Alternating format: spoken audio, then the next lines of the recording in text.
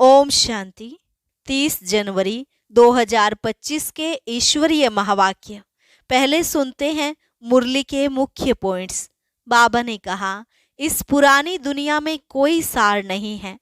अगर यहाँ कोई से दिल लगाई तो बहुत सजा मिलेगी, परंतु माया छोड़ती कोई को भी नहीं।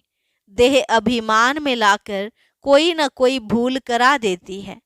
इसलिए अपने को आत्मा समझो तो शरीर का भान निकल जाएगा। फिर बाबा ने कहा, जो ज्ञान में प्रवीण बच्चे हैं वह कभी पुरानी दुनिया से दिल नहीं लगाएंगे। सच्चे पिता व्रता बन एक बाप को ही याद करेंगे।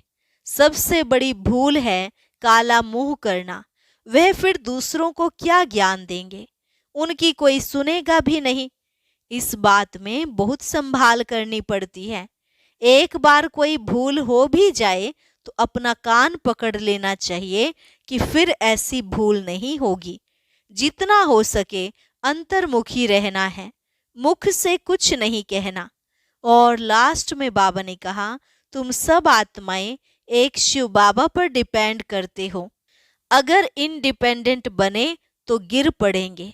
बाप का मुख्य डायरेक्शन है, किसी से सेवा मत लो। तुम तो खुद ही सर्वेंट हो। यहाँ सुख लेंगे तो वहां सुख कम हो जाएगा। अंधों की लाठी बन बहुतों का कल्याण करो तो तुम्हें भी लिफ्ट मिलेगी। प्रजा तो बनती है ना। जिनका सर्विस पर अटेंशन रहता है वही बाप के दिल पर चढ़ते हैं। और अब सुनते हैं महावाक्यों को विस्तार से। ओम शांति। मुरली का सार। मीठे बच्चे, इस पुरानी दुनिया में कोई भी सार नहीं है, इसलिए तुम्हें इससे दिल नहीं लगानी है। बाप की याद टूटी तो सजा खानी पड़ेगी। प्रश्न, बाप का मुख्य डायरेक्शन क्या है, उसका उल्लंघन क्यों होता है? उत्तर, बाप का डायरेक्शन है, किसी से सेवा मत लो, क्योंकि तुम खुद सर्वेंट हो। परंतु देह अभिमान के कारण बाप के इस डायरेक्शन का उल्लंघन करते हैं। बाबा कहते, तुम यहाँ सुख लेंगे तो वहां का सुख कम हो जाएगा। कई बच्चे कहते हैं, हम तो इंडिपेंडेंट रहेंगे, परंतु तुम सब बाप पर डिपेंड करते हो। गीत, दिल का सहारा टूट न जाए। ओम शांति। शिव भगवानुवाच अपने सालिग्रामों प्रति। शिव और सालिग्राम को तो सब मनुष्य जानते हैं, दोनों निराकार हैं। अब श्री कृष्ण भगवानुवाच कह नहीं सकते, भगवान एक ही होता है। तो शिव भगवानुवाच किसके प्रति? रूहानी बच्चों प्रति। बाबा ने समझाया है, बच्चों का अब कनेक्शन है ही बाप से, क्योंकि पतित पावन ज्ञान का सागर स्वर्ग का वर्षा देने वाला तो शिव बाबा ही ठहरा। याद भी उनको करना है। ब्रह्मा है उनका भाग्यशाली रथ। रथ द्वारा ही बाप वर्षा देते हैं। ब्रह्मा वर्षा देने वाला नहीं है, वह तो लेने वाला है। तो बच्चों को अपने को आत्मा समझ बाप को याद करना है। मिसाल समझो, रथ को कोई तकलीफ होती है, वह कारणे अकारणे बच्चों को मुरली नहीं मिलती है, तो बच्चों का सारा अटेंशन जाता है शिव बाबा तरफ। वह तो कभी बीमार पड़ नहीं सकते। बच्चों को इतना ज्ञान मिला है, वह भी समझा सकते हैं। प्रदर्शनी में बच्चे कितना समझाते हैं। ज्ञान तो बच्चों में है ना। हर एक की बुद्धि में चित्रों का ज्ञान भरा हुआ है। बच्चों को कोई अटक नहीं रह सकती। समझो, पोस्ट का आना जाना बंद हो जाता है, स्ट्राइक हो जाती है, फिर क्या करेंगे? ज्ञान तो बच्चों में है। समझाना है, सतयुग था, अब कलयुग, पुरानी दुनिया है। गीत में भी कहते हैं, पुरानी दुनिया में कोई सार नहीं है, इनसे दिल नहीं लगानी है, नहीं तो सजा मिल जाएगी। बाप की याद से सजाएं कटती जाएंगी। ऐसा ना हो बाप की याद टूट जाए, फिर सजा खानी पड़े और पुरानी दुनिया में चले जाएं। ऐसे तो ढेर गए हैं जिनको बाप याद भी नहीं है, पुरानी दुनिया से दिल लग गई, जमाना बहुत खराब है। कोई से दिल लगाई तो सजा बहुत मिलेगी। बच्चों को ज्ञान सुनना है, भक्ति मार्ग के गीत भी नहीं सुनने हैं। अभी तुम हो संगम पर, ज्ञान सागर बाप द्वारा तुमको संगम पर ही ज्ञान मिलता है। दुनिया में यह किसको पता नहीं है कि ज्ञान सागर एक ही है। वह जब ज्ञान देते हैं तब मनुष्यों की सद्गति होती है। सद्गति दाता एक ही है, फिर उनकी मत पर चलना है। माया छोड़ती कोई को भी नहीं है। देह अभिमान के बाद ही कोई न कोई भूल होती है। कोई सैमी काम वश हो जाते हैं, कोई क्रोध वश। मनसा में तूफान बहुत आते हैं, प्यार करें ये करें। कोई के शरीर से दिल नहीं लगानी है। बाप कहते हैं अपने को आत्मा समझो तो शरीर का भान न रहे, नहीं तो बाप की आज्ञा का उल्लंघन हो जाता है।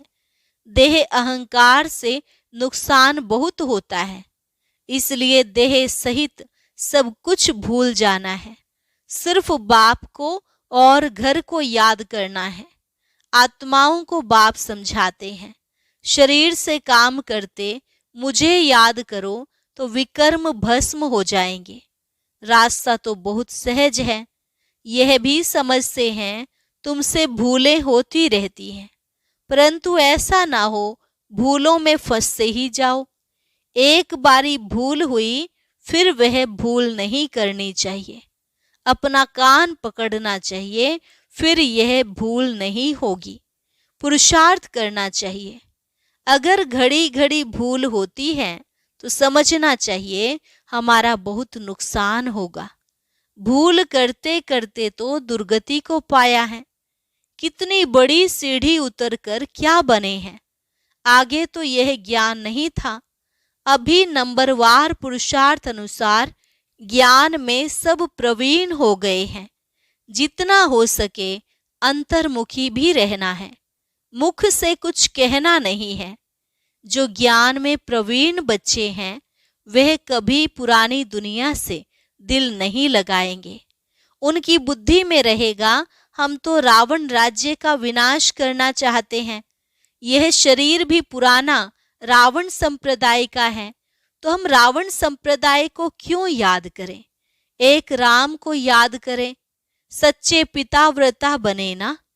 बाप कहते हैं मुझे याद करते रहो तो तुम्हारे विकर्म विनाश हो जाएंगे। पिता व्रता अथवा भगवान व्रता बनना चाहिए। भक्त भगवान को ही याद करते हैं कि हे भगवान आकर हमें सुख शांति का वर्षा दो। भक्ति मार्ग में तो कुर्बान जाते हैं, बलि चढ़ते हैं। यहाँ बलि चढ़ने की बात तो है नहीं। हम तो जीते जी मरते हैं, गोया बलि चढ़ते हैं। यह है जीते जी बाप का बनना, क्योंकि उनसे वर्षा लेना है, उनकी मत पर चलना है। जीते जी बलि चढ़ना, वारी जाना वास्तव में अभी की बात है। भक्ति मार्ग में वह फिर कितना जीव घात आदि करते हैं। यहाँ जीव घात की बात नहीं। बाप कहते हैं अपने को आत्मा समझो, बाप से योग लगाओ, देह अभिमान में नहीं आओ। उठते बैठते बाप को याद करने का पुरुषार्थ करना है। 100% पास तो कोई हुआ नहीं है, नीचे ऊपर होते रहते हैं, भूलें होती हैं। उस पर सावधानी नहीं मिलेगी तो भूलें छोड़ेंगे कैसे। माया किसको भी छोड़ती नहीं है। कहते हैं बाबा हम माया से हार जाते हैं।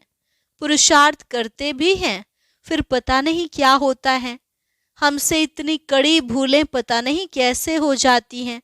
समझते भी हैं ब्राह्मण कुल में इससे हमारा नाम बदनाम होता है, फिर भी माया का ऐसा वार होता है जो समझ में नहीं आता।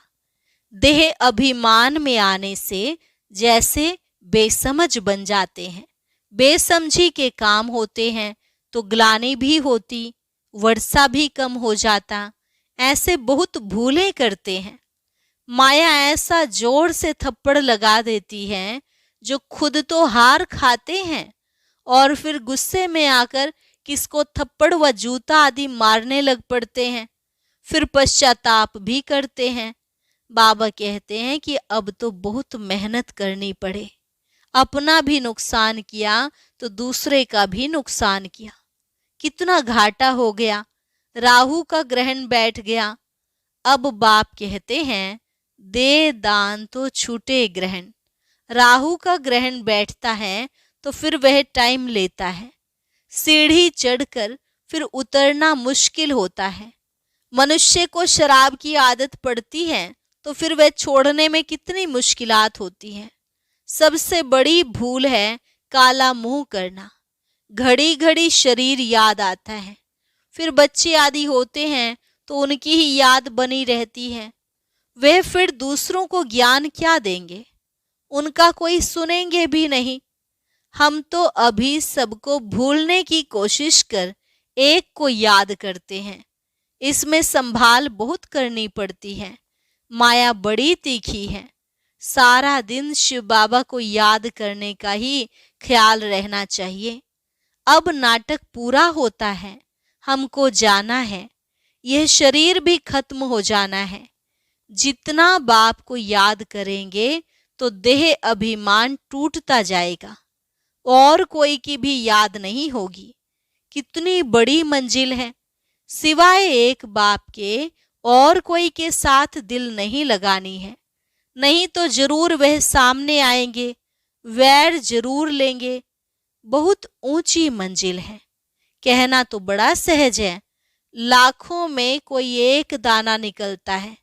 कोई स्कॉलरशिप भी लेते हैं ना, जो अच्छी मेहनत करते हैं जरूर स्कॉलरशिप लेंगे। साक्षी हो देखना है कैसे सर्विस करता हूँ। बहुत बच्चे चाहते हैं जिस्मानी सर्विस छोड़ इसमें लग जावें, परंतु बाबा सरकमस्टांस भी देखते हैं। अकेला है, कोई संबंधी नहीं है तो हर्जा नहीं, फिर भी कहते हैं नौकरी भी करो और यह सेवा भी करो।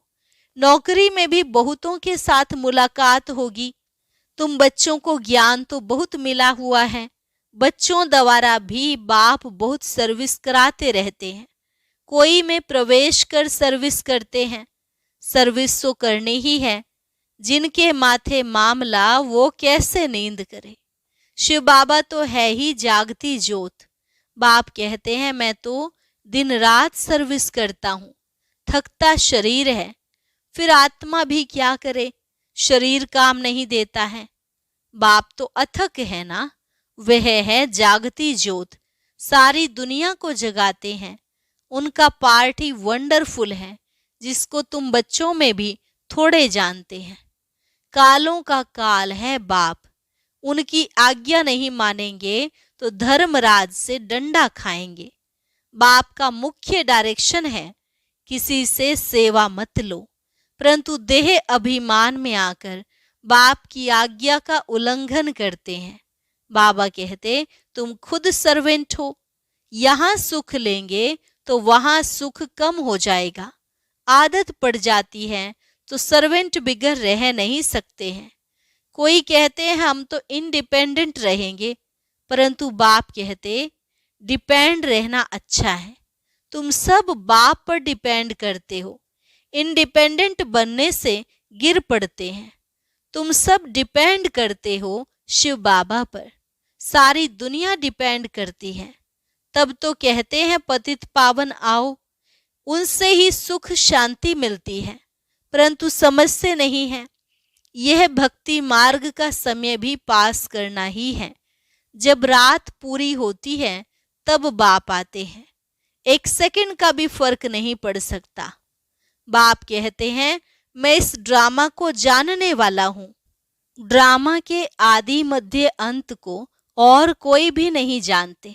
सतयुग से लेकर यह ज्ञान प्राय लोप है।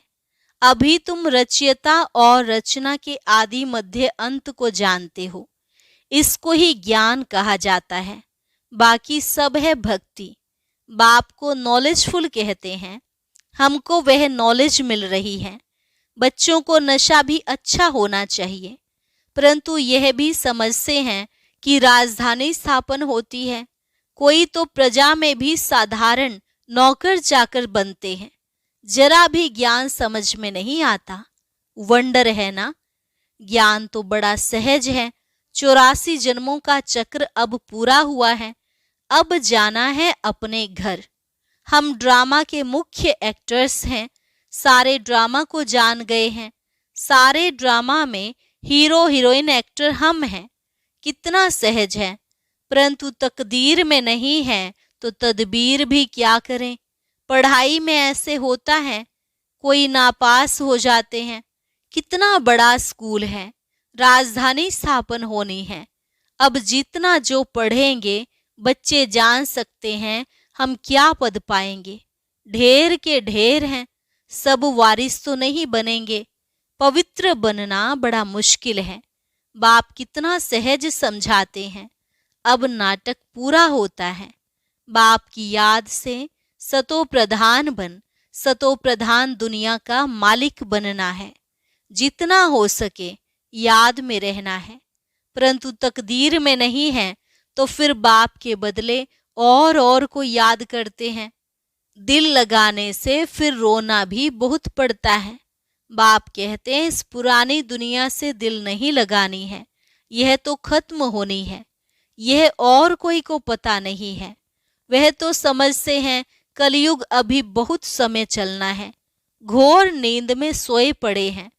तुम्हारी यह प्रदर्शनी प्रजा बनाने के लिए विहंग मार्ग की सर्विस का साधन है। राजा रानी भी कोई निकल पड़ेगा।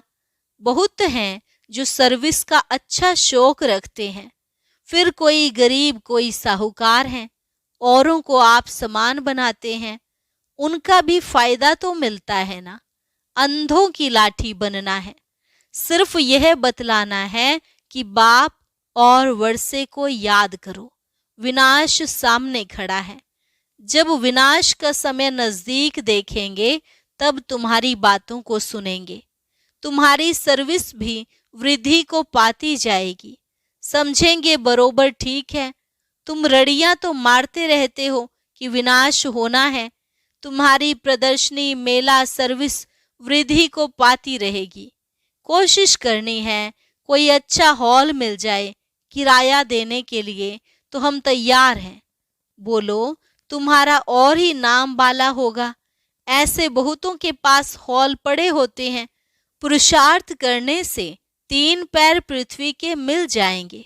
जब तक तुम छोटी छोटी प्रदर्शनी रखो। शिव जयंती भी तुम मनाएंगे तो आवाज होगा। तुम लिखते भी हो शिव जयंती की छुट्टी का दिन मुकर्रर करो। वास्तव में जन्मदिन तो एक का ही मनाना चाहिए, वही पतित पावन है। स्टैंप भी वास्तव में असली यह त्रिमूर्ति की है। सत्यमेव जयते। यह है विजय पाने का समय। समझाने वाला भी अच्छा चाहिए। सभी सेंटर्स के जो मुख्य हैं उन्हों को अटेंशन देना पड़े। अपनी स्टैंप निकाल सकते हैं। यह है त्रिमूर्ति शिव जयंती। सिर्फ शिव जयंती कहने से समझ नहीं सकेंगे। अब काम तो बच्चों को ही करना है। बहुतों का कल्याण होगा तो कितनी लिफ्ट मिलेगी। सर्विस की लिफ्ट बहुत मिलती है। प्रदर्शनी से बहुत सर्विस हो सकती है। प्रजा तो बनेगी ना।